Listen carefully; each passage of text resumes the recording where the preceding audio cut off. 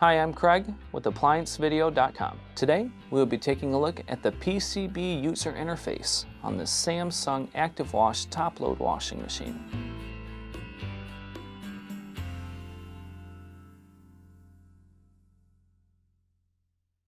Stop. Before beginning any repair, always be sure to disconnect the power to the appliance. It is also recommended to test the outlet for the proper voltage. Remember to also turn off the water. The main reasons why you'd be replacing a PCB user interface would be if it's throwing a communication error code, maybe one of the buttons will not work whenever you press it, or it could be purely cosmetic. Now, click on the link below to view this repair video.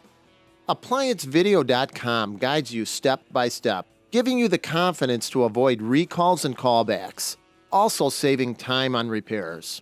Whether you're up against an uncommon repair or the latest appliance on the market, our videos have been created with you in mind.